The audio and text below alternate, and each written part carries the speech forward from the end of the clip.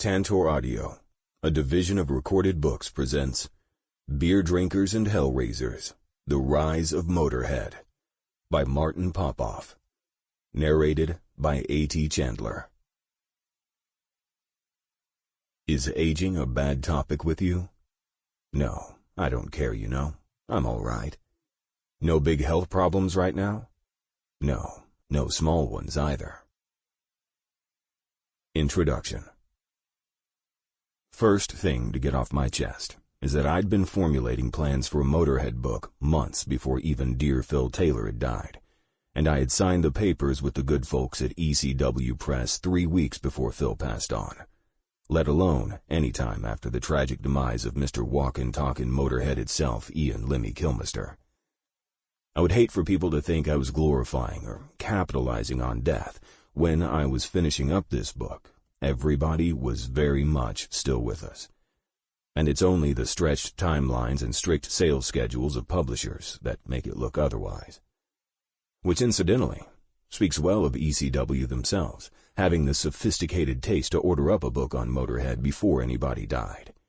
And I happen to know for a fact that there are deep-track Motörhead fans on the staff of that fine institution. Okay, that little bit of unpleasantness dispensed with, I have to say that I'm proud to avow that I was a Motörhead banger from somewhere around the beginning. I can't find my materials or membership card, so I'm not sure what my number was. But I'm pretty sure I would have been in the first handful of Canadians ever to sign up, having joined the Saxon Militia Guard, or whatever it was called at the same time. It was like magic, sitting in my bedroom in Trail, BC, receiving newsletters and black and white glossy photos from and about Motörhead and Saxon, materials that looked very much like the stuff I got from being part of the Buffalo Sabres fan club a little earlier than that, I suspect. Not sure who my favorite power trio was, Motörhead or the French Connection, but we don't have to fight that battle. But yes, Motörhead came to me as a lad of 14 with the imported debut album, and I can't say I got it right away. Sure, hearing that tangled mass of distortion, I couldn't help but like them, clinging to anything heavy that crossed my path, and, of course, nothing that was not heavy. But on the strength of Motörhead, who in their right mind would call these squatters and street rats their favorite band?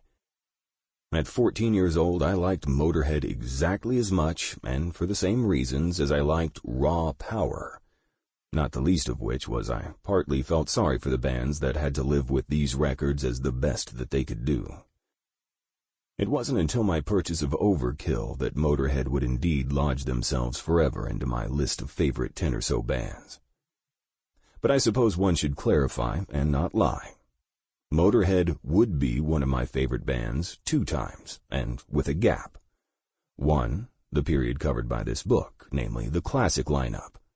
You will notice throughout the following chapters that for expediency I also use the term original lineup, although, of course, there was an original transitional lineup that we do indeed recognize in this book. And then, very much the band as it existed for about the last 15 years.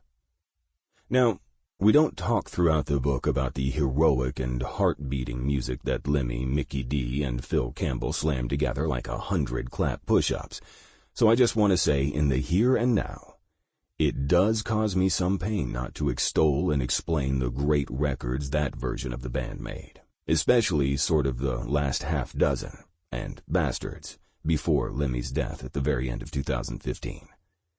So yes, in summary, I love and appreciate and am inspired by Motörhead as it existed in the 2000s and as it existed in the late 70s and early 80s, and not particularly so much in between, the nadir being the band's cover of Cat Scratch Fever.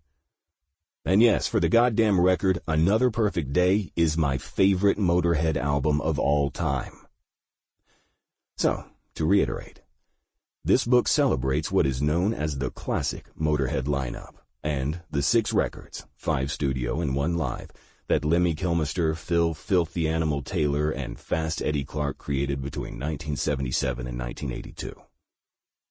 Joining the Motörhead bangers is a filmy memory, but the fondest memory of these 3 guys and what they meant to me as an angry headbanger exclusively headbanging during their reign, was the purchase of Overkill. My fellow encyclopedic buddy Forrest Toop and myself had embarked upon one of our life highlight trips to Spokane, Washington, from our homes just north of the border in Canada, in Trail, BC. We were by this point egregiously obsessed and knowledgeable metalheads, and we lived for these purchasing excursions into the Mecca that was shelves-stocked America. Spokane was just big enough to have a few tiny, perfect record stores that could fulfill our every obsession concerning our hobby. There was Eucalyptus Records, a bright and airy place walled with windows, a welcoming headquarters that had all the new domestic releases and a few imports. It was a cheery, somewhat corporate standalone building on Division, and it just made you feel good to be there, like Peaches must have been, or even Tower at its peak. But more important were the paired head shop record emporia known as Magic Mushroom and Strawberry Jams, each, as I recall, with 2 locations during their incense-fumed reigns as the places we could buy sounds and the NME and Tigers of Pantang singles with the patch still in them. Now, I'm positive that I bought Overkill in the original, somewhat cramped location of Strawberry Jams. But I'm not sure that this is the time that I jumped up and let out a howl in the store and almost hit my head on a crossbeam, or if it happened when I flipped through the racks and found The Damned's Music for Pleasure a year and a half earlier. But I know for sure that the endorphin rush was the same. With Music for Pleasure, there was the added delayed reaction of making out the fact, through Barney Bubble's vision, that this was a copy of a new Damned album. With the Motörhead record, it was more like being whacked in the face with an exploding baseball filled with paint. The debut album's front cover was almost miserable in its black and whiteness, and a little bit scary in that it looked like a biker patch, which was actually Lemmy's intention with the design. Overkill, on the other hand, was like Motörhead, and Motörhead coming to life with a roar and a flurry of karate moves. It was Snaggletooth suddenly rendered in dramatic and violent color, and Motörhead as a trio of malnourished moochers in leather jackets was off to the races. Soon would come the equally awesome Bomber and Ace of Spades, both again on import, and a live album that I really didn't give a shit about, and then Iron Fist, which I, as it turned out, clutched to heart more than most people did.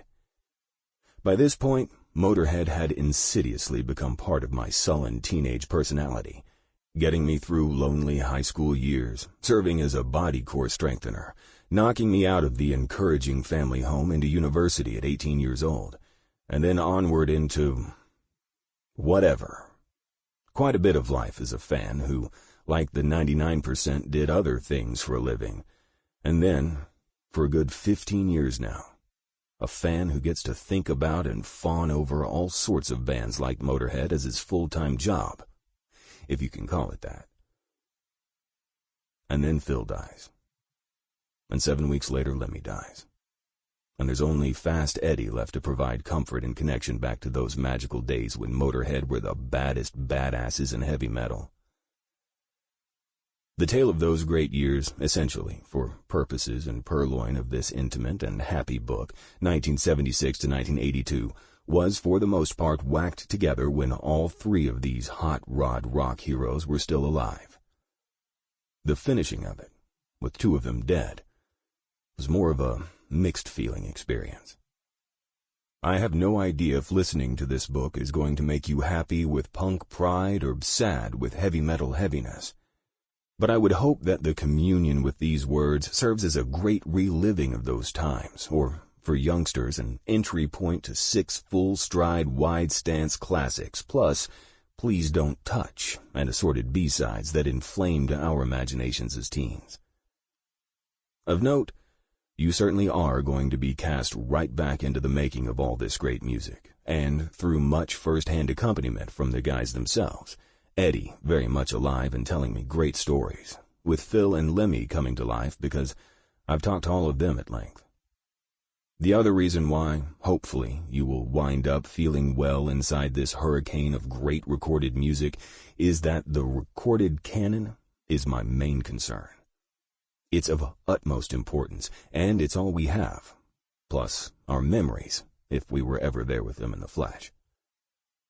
Writing the book, it was very much like sitting around the pub with these sociable, smart, funny guys perennially plunked into a surreal world lacking in REM sleep. And it is my hope that listening to the book feels that way as well to you, rather than creeping you out from all the death. So let's move on, shall we?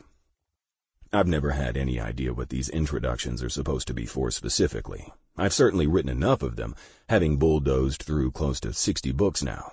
And here I have to use a bit of time travel because I know before this book actually hits the shelves, barring my own death, I'll write another 4 or 5. And so, I think I've knocked down all those conversational, reminiscing, bookkeeping, clarification type things I usually want to knock off. So yeah, let's get started. Without further ado, here's the tale of the classic Motörhead lineup, with the overarching theme being very much an exploration of why these 3 guys were loved so much. Why, in effect, no one has a bad word for the original Motörhead, and in fact, really anything denigrating to say about Motörhead at all, excepting scrutiny perhaps of those 2 corporate and commercial albums from 87 to 92. In other words, I think it's safe to say that with the death of Lemmy went any possible chance that Motörhead would go to its grave with anything other than an unassailable reputation as the purest expression of the magic of hard rock, and yes, heavy metal, that we're ever likely to experience ever again in our lifetimes. Martin Popoff, martinp@inforamp.net. Chapter 1. Hang on. What drugs are we doing that day? Born on the dole, born in the land of misfit rockers and always, always born to lose, Motörhead was also born of a burn, its rank figurehead Lemmy Kilmister on fire to avenge his firing from the ranks of Hawkwind through the assemblage of a sonic force that would deafen all naysayers. Its name would be Motörhead, and the classic lineup this book celebrates, Fast Eddie Clarke, Phil Philthy Animal Taylor, and Linchpin Lemmy, his bad self, would grind up 7 years' worth of posers and pretenders.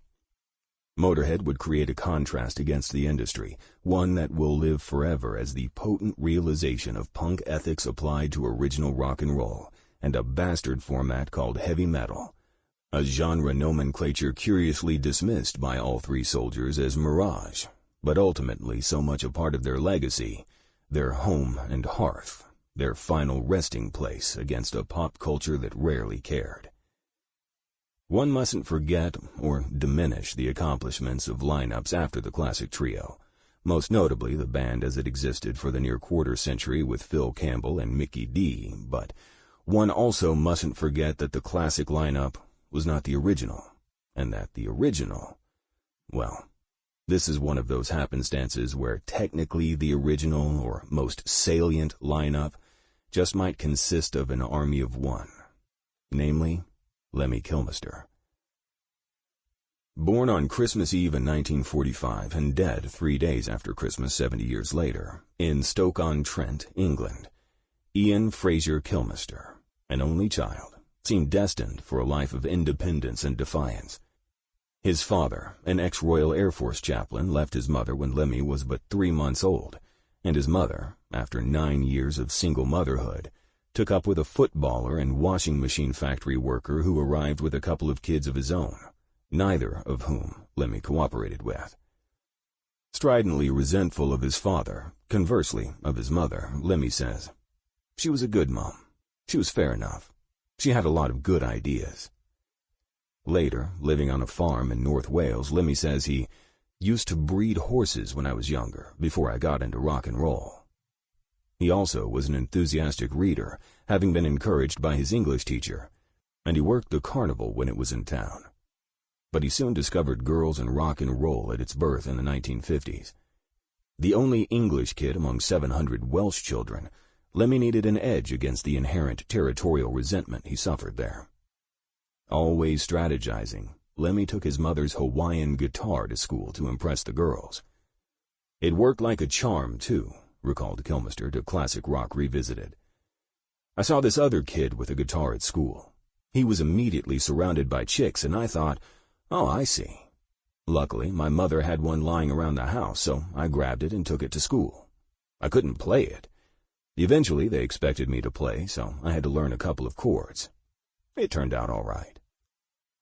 Lemmy recalls how, as a young boy, he used to have to go to the electrical appliance store and order records, after which they would arrive in 3 weeks' time. Early favorites included Jerry Lee Lewis, Buddy Holly, Tommy Steele, Eddie Cochran, Elvis, and Little Richard, who he always called the greatest rock and roll singer of all time. But it was the Beatles that really lit the fire. Lemmy, all of 16, hitchhiked to Liverpool to see what the fuss was about and watched them live at the Cavern Club before they even had a record out.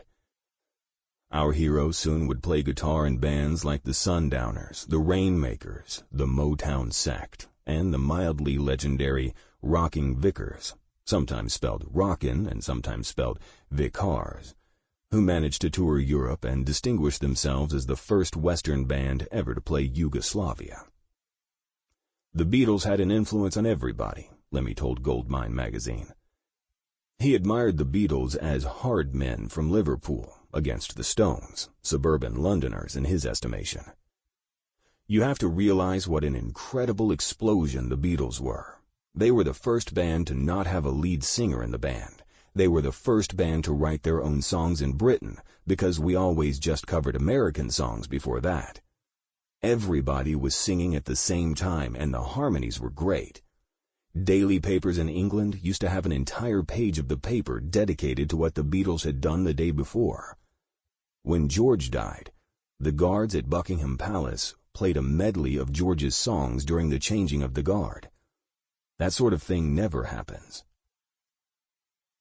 Lemmy says that his Rocking Vicars were as famed and respected in northern England, north of Birmingham, as the Who and the Kinks were down in London, but that the other guys in the band seemed to content themselves with playing a predictable circuit, while he had grander plans. But even though the money was good at £200 a week each, they couldn't get a foothold in London themselves. And so, dispensing with the Rocking Vicars, which Lemmy ultimately describes as less of a garage band and more of a show band, he left the band house in Manchester empty-handed. When I left the Vicars, the guitar stayed, noted Lemmy to Classic Rock Revisited. It was a band guitar. When people left that band, then the instruments stayed, and I think that really made a lot of sense. If you need a guitar player but he hasn't got a guitar, then you have one for him to use. When he leaves, you have one for the next guy so you don't have to run around. Traveling light, not for the first time in his life, Lemmy found his way to London, where his mind was about to get expanded through his apocryphal internship as a Jimi Hendrix roadie, living for a brief spell with bassist Noel Redding and road manager Neville Chesters. Lemmy has been my friend since 1963, explains Chesters, who also worked with both The Who and Cream. The story goes, and I can tell you we have a different one on how the story goes, but it ends up the same. I actually took Lemmy to London. He came to see us at the Odeon in Liverpool. He wanted to go to London. He asked me if I could give him a ride to London, and I said yes. He slept on the floor of my room, and then the next day I took him down to London via his house, which was inconvenient. He grabbed a few things. "Gone to London," I said. "Where do you want to go?" And he said, "Well, I don't really have anywhere. I was wondering if I could stay with you." His band then had been the Rocking Vicars, and I'd known him since then. So I happened to have a basement hovel that had 3 beds.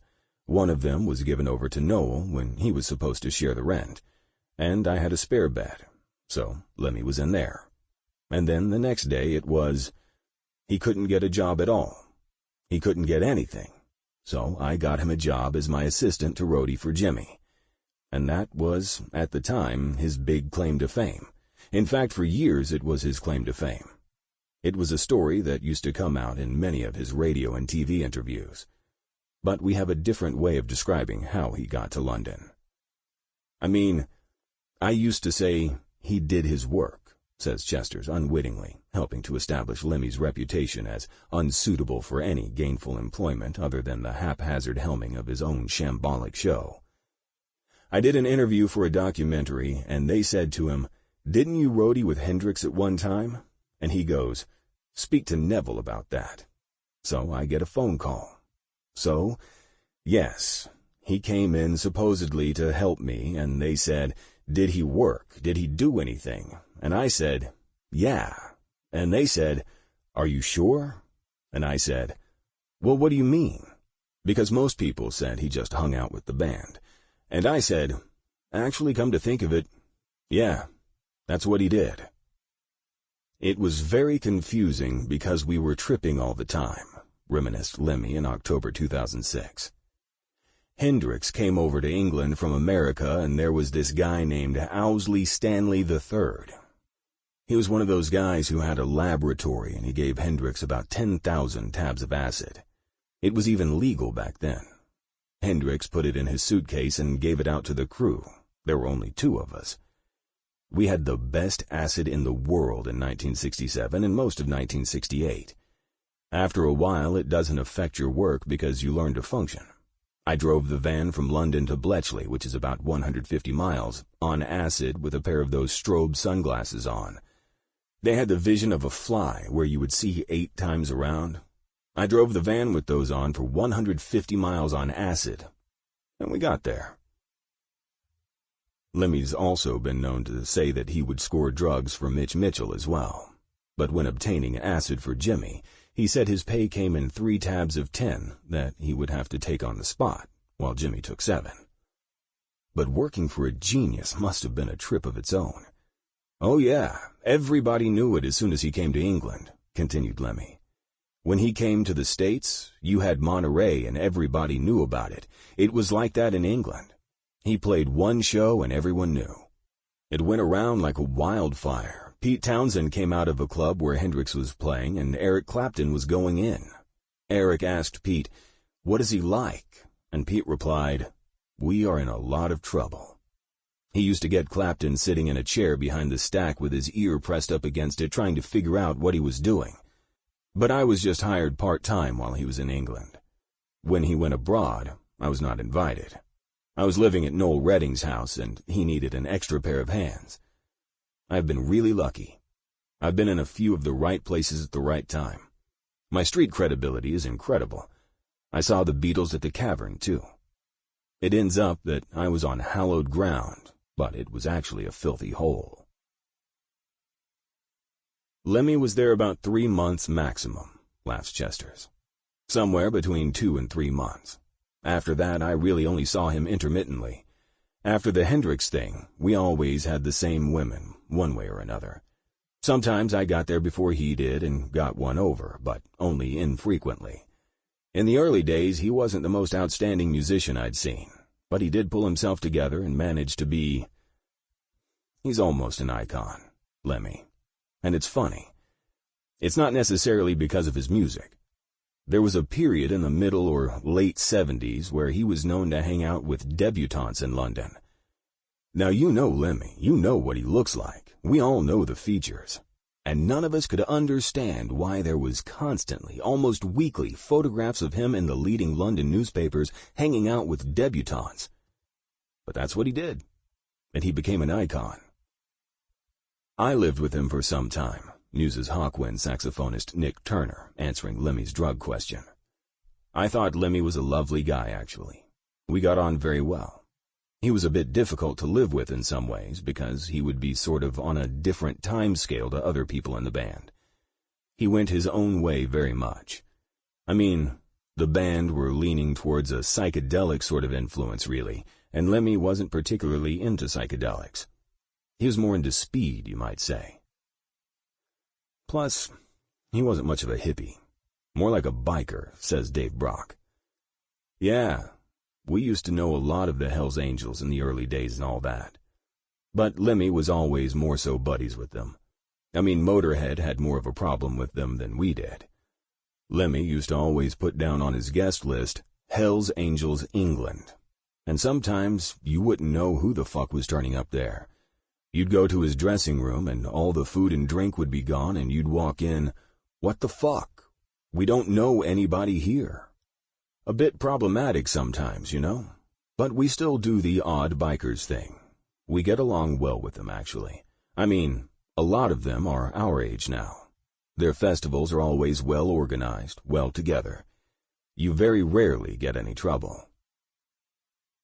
With respect to Lemmy's burgeoning recording career, following up his 3 singles with the Rocking Vickers, in 1969 Lemmy appeared on his first full-length record, Escalator, by Malaysian percussionist Sam Gopal. Lemmy is credited as Ian Willis, as he had been considering changing his last name to that of his stepfather, George Willis. Already long known informally as Lemmy, for years it was assumed the nickname came from young Ian's frequent attempts to borrow money, as in, "Lemmy a fiver."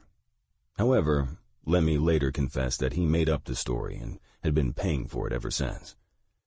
"It was very convoluted, because we had no songs," recalls Lemmy when asked about those Sam Gopal days.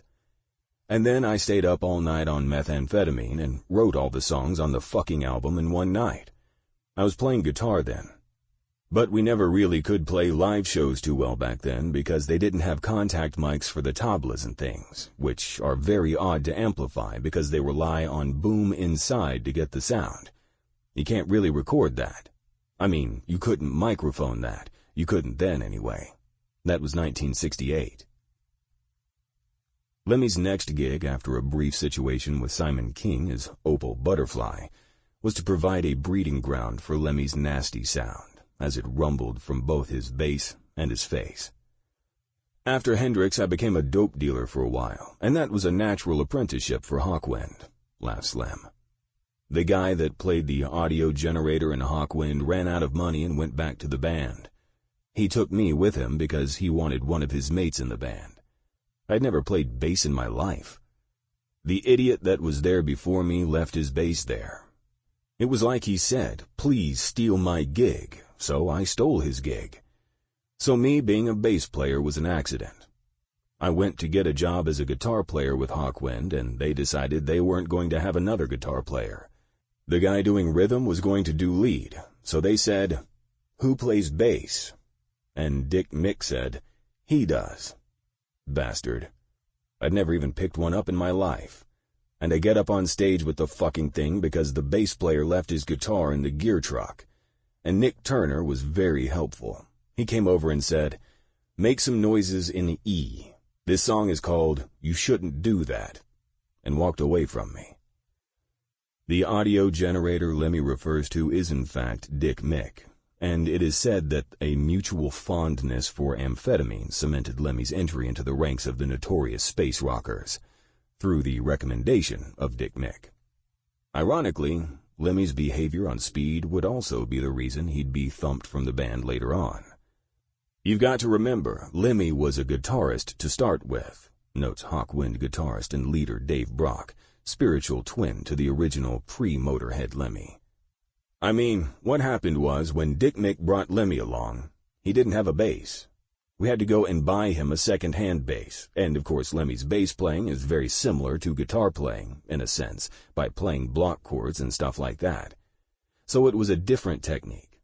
Lemmy's fantastic, obviously now, but you have to think that at the time, the way he played, it was just different.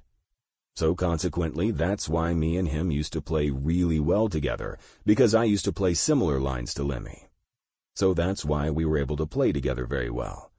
And now, when I do a solo album, my bass playing is a bit like Lemmy's.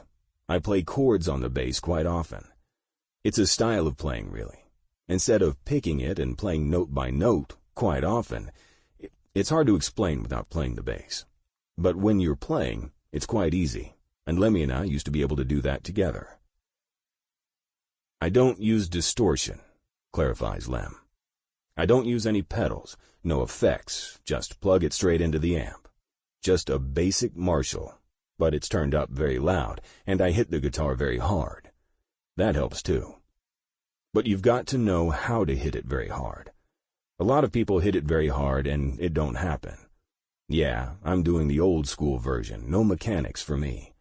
Actually, I don't play bass. I play rhythm guitar and a bit of cockamamie lead guitar on a bass. That's what I do. It's a unique style, but it's not one that... Sample complete. Ready to continue?